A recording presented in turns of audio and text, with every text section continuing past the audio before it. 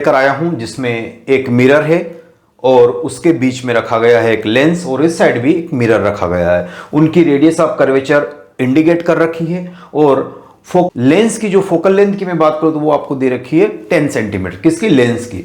और इन दोनों की रेडियस ऑफ कर्वेचर दे रखा है और कहा गया है कि object and image coincide, object and image coincide होता है ये सिचुएशन। तो आपको फाइंड करना है कि separation between L and M1 n/7 है, n/7। तो n की पॉसिबल वैल्यूज क्या क्या हो सकती है? एक टाइप से इंटीजर टाइप का सवाल है, लेकिन ये जेईई एडवांस से पूछा हुआ, लेकिन जो इस क्वेश्चन की हैसियत है वो जेईई एडवांस लायक नहीं है, काफी इजी है अगर स्टेप्स को फॉलो करते हैं। देखो, सबसे पहले मैं इजी वे में इसको एक्सप्लेन करता हूं कि ऑब्जेक्ट और इमेज कब कोइंसाइड होते हैं। जब रे जिस रास्ते से आती है उसी रास्ते से लौट जाती है तो वहीं पहुंच जाएगी जहां पे ऑब्जेक्ट रखा है, तो वहीं पे क्या बना देगी? इमेज बना देगी। एक तो ये पॉसिबिलिटीज है, तो यही बस हमको आइडेंटिफाई करना है। तो मैं ये एस एक कोई ऑब्जेक्ट है या सोर्स है, तो यहां से एक रे निकलकर इस पे रिफ्लेक्शन हो रहा, तो मैं यहां पे रिफ्लेक्शन लिख देता हूं, है ना, फॉर, है ना, यहां इसे कह सकते हो कि रिफ्लेक्शन फॉर व्हाट? M2 के लिए अगर मैं रिफ्लेक्शन लिखता हूं तो मैं क्या लिखने वाला हूं? ये आपके पास क्या आ गई है? U आ चुकी है। ये क्या आ चुकी है? U। तो ये क्या होगा? 1/v plus 1/u equal to 1/f, mirror equation, है ना, ये बेसिकली जानते हैं आप। तो 1/v तो मुझे नहीं पता, तो निकालना है, प्लस 1/u। देखिएगा u कैसा है? 10 सेंटीमीटर, जो कि जिस डायरेक्शन में रे जा रही है उसके अपोजिट है, तो ये कितना हो जाएगा? माइनस का हो जाएगा, माइनस व्हाट? 10 हो गया। इक्वल टू फोकल लेंथ, देखो ये रेडियस ऑफ कर्वेचर दे रखी है 20 सेंटीमीटर, तो फोकल लेंथ उसका हाफ हो जाता है ना बेसिकली। तो ये -1/12 हो जाएगा। तो यहां से मैं इसको सॉल्व करता हूं, तो 1/v -1/12 और माइनस उधर गया तो 1/10 प्लस का, तो v अगर सॉल्व करेंगे आप तो कितना आ जाएगा? 120 तो ऊपर आ जाएगा। और यहां से -10 प्लस 12 तो ये आपके पास आ गया नथिंग बट कितना आ जाएगा, है ना, 2 आ जाएगा। तो ये सब प्लस में ही आ रहा, तो यानी plus 60 centimetre. What? Plus 60 centimetre, यानी इंटरमीडिएट इमेज जो बन रही है कहीं वर्चुअल बनेगी। और हमको वैसे पता चल रहा है कि फोकल लेंथ 12 सेंटीमीटर है और ये फोकल लेंथ से भी कम है, तो इमेज कहाँ बनेगी? वहीं कहीं, है ना, बनेगी कहीं। तो वो आपको देखने की आवश्यकता नहीं उसको, है ना, आपको उसको देखने की आवश्यकता नहीं। चाहो तो आप थोड़ा सा देख सकते हो, यहां पे कहीं मैंने इसकी इमेज बनाई और ये इमेज कितनी आ चुकी है? 60 सेंटीमीटर आ चुकी है ना, दैट इज कॉल्ड I1। बात क्लियर होगी। लेकिन उसको नहीं, वहां तो रे जाएगी नहीं ना, वहां से तो आती हुई प्रतीत होगी। अब यहां से इसको रिफ्लेक्शन लेते हैं हम, तो कहीं मैंने ऐसे कर दिया, तो एक्चुअल में तो रे कैसे रिफ्लेक्ट हो रहे? ऐसे रे। और ये भाई साहब का नेचर कैसा है? लेंस है, कन्वर्जिंग लेंस है ना, कन्वर्जिंग लेंस है, तो कहीं ना कहीं ये यहां से फिर कुछ ऐसी पास हो जाएगी। कैसे पास हो जाएगी? कुछ इस प्रकार से, है ना, यहां से पास होती चली जाएगी और ये रे मेरी चलेगी। अब मुझे ये रे डायग्राम थोड़ा सा एक्सप्लेन करना कि ये जब यहां से पास होगी तो अब लेंस के लिए ऑब्जेक्ट कौन बन गया? बड़ी बात ध्यान से समझिए। लेंस के लिए ऑब्जेक्ट कौन बन गया? लेंस के लिए ऑब्जेक्ट वो बन गया जो मिरर ने इमेज बनाई है। बात समझे? जो इमेज मिरर ने फॉर्म की है वो act as a object for lens, ये समझना। और ये कितना आया मेरे पास? Plus 60 centimetre. ये 60 तो टोटल कितना हो गया? ये 60, ये 10 और ये 10, तो टोटल मेरे पास हो गया 6 और 2 8, 80 सेंटीमीटर क्या हो गई है ना, लेंस से जो वर्चुअल इमेज बनाई है मिरर ने, जो कि लेंस के लिए एज ए ऑब्जेक्ट का काम कर रही है, उसका सेपरेशन या डिस्टेंस कितना है? 80 सेंटीमीटर है। बात आ जाती है, तो ये वाला मैं इरेज कर देता हूं क्योंकि मुझे कैलकुलेशन के लिए चाहिए। फॉर लेंस, है ना, फॉर लेंस, लेंस के लिए v कितना हो गया? v जो कि निकालना है मुझे। u कितना हो गया बताइए? u देखिएगा 80 सेंटीमीटर हो गया मेरे पास, और रे इधर से आ रही डिस्टेंस उधर की तरफ है, तो -80 सेंटीमीटर लिखूंगा मैं।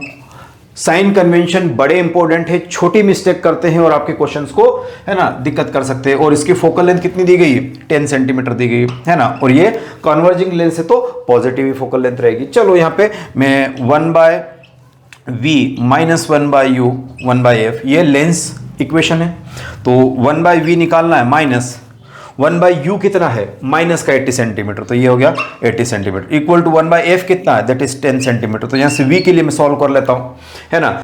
अब यहां से v जो आ रहा है मेरे पास 10 × 80, अब ये 80 माइनस 10 कितना हो गया? 70, 0 से काट दीजिए, तो यहां पे मिल रहा है मुझे 80/7 सेंटीमीटर। और कैसा मिल रहा है?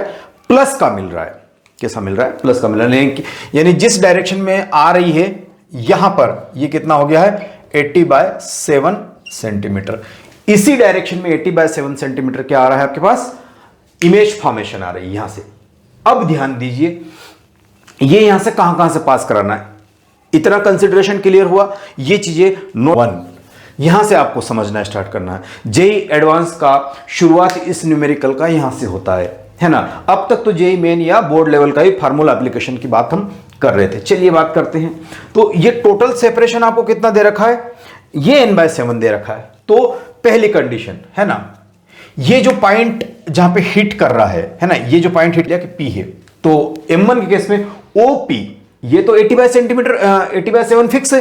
यस सर, हो सकता है कि ये P पॉइंट इसका पोल हो, ये P पॉइंट क्या हो सकता है, X मैंने लिया था यहां में P है ना, 8 पोल व्हाट ऑफ M1 का पोल होगा, तो ये वाला मिरर यहां आ जाएगा, तो ये अल्टीमेटली कैसा हो जाएगा, मिरर आपके पास ऐसा हो जाएगा। तो अगर ये पोल हुआ तो यहां से रे आई, ऐसे निकली, ऐसे गई और वापस यहां की यही इमेज बन गया। तो पहली पॉसिबिलिटीज ये हो सकती है कि 8 पोल, तो 80/7 मस्ट बी इक्वल टू क्या हो जाना चाहिए, n/7। तो n की वैल्यू क्या हो जानी चाहिए, पहली तो 80 सेंटीमीटर होना चाहिए जब ये वाला मिरर यहां पे हो, यानी ये वाला जो पॉइंट हो ये इस पर आ गया हो। बात क्लियर है, पहली बात। तो ये एक वैल्यू जो n की पॉसिबिलिटी है और ये 80/7 है, तो यहां से n की वैल्यू क्या पॉसिबल है, 80 पॉसिबल है। एक तो ये होगा कब, जब ये 8 पोल कब बने, 8 पोल बने। अब जरूरी नहीं ना कि ऐसा हो, तो फिर कंडीशन P8 रेडियस या सेंटर ऑफ कर्वेचर हो, सेंटर ऑफ कर्वेचर, ये P point centre of curvature of what M1 के सेंटर ऑफ कर्वेचर पे भी बने। अगर ये M1 के सेंटर ऑफ कर्वेचर पे बन रहा होगा तो सीधा आएगा और ये रिट्रेस हो जाएगी, तो ये वापस जाएगी तो वहीं पे इमेज बना देगी जहां पे ऑब्जेक्ट रखा हुआ है। तो अगर ये रेडियस ऑफ कर्वेचर पे होगा तो ये वैल्यू कितनी दी गई है, कहां गया मेरा, इसका 20 सेंटीमीटर दे रखी है, तो मैं कह सकता हूं कि 20 + 80 by nothing but 70 equal to क्या हो जाना चाहिए, n/7 हो जाना चाहिए। 7 से पूरे को मल्टीप्लाई कर दो, ये 140 + 80 इक्वल टू n, तो n की वैल्यू आ जाएगी 220। तो यहां पे आपके पास n की वैल्यू यहां लिखता हूं, एक तो 80 संभव है, एक 22 संभव है, एक और भी संभव है। तो पहली बार कब 8 पोल पे बनेगा तो 80 वैल्यू आएगी इसकी। 8 रेडियस ऑफ कर्वेचर पे अगर ये काट रहा है तो ये कितनी आ जाएगी, 22 आ जाएगी। एक और भी पॉसिबिलिटीज है, हो सकता है कि इसके फोकस से आ जाए, है ना। तो मैं ये इतना नोट डाउन करो, P8 what focus of what M1 के फोकस पे आ जाए। देखो ये 3 लाइनें बड़ी इंपॉर्टेंट है। P कहां पे हो, पोल पे हो तो 80 आएगा, P कहां पे हो, सेंटर ऑफ कर्वेचर पे तो 220 आएगा, और P8 फोकस आ जाए तो ये 20 की जगह कितना हो जाएगा, 10 हो जाएगा। अच्छा, आप कहेंगे अगर ये आपका सर 10 हो गया, मान लो कि 10 हो गया, ऐसा कैसे 10 हो गया, क्योंकि ये 20 सेंटीमीटर रेडियस ऑफ कर्वेचर है, ये 10 सेंटीमीटर मतलब इसका फोकस आ गया। फोकस आएगा तो क्या होगा, जब ये फोकस से पास होगा तो कोई भी रे जब फोकस से पास होती है तो आफ्टर रिफ्लेक्शन फ्रॉम मिरर क्या हो जाता, पैरेलल हो जाती सीधी, है ना। तो यहीं से भी मैं कह सकता हूं कि ये पैरेलल हो जाएगी। और ये कहां कन्वर्ज होगी,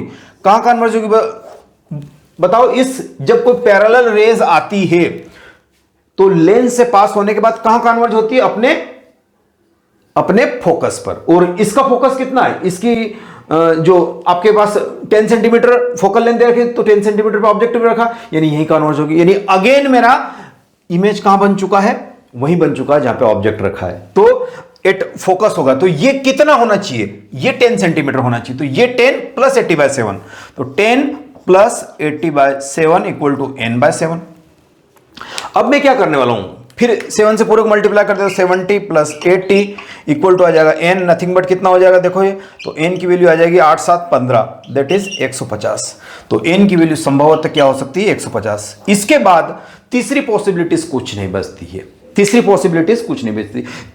तीन पॉसिबिलिटीज है और वो तीनों पॉसिबिलिटीज मैंने यहां पर आपके सामने रखा है कि एक ये हो सकती है, एक ये हो सकती है, एक ये हो सकती है। कि ये जब भी पॉइंट हो सकता है कि इसका फोकस हो सकता है कि इसका पोल हो सकता है कि इसका सेंटर ऑफ कर्वेचर हो।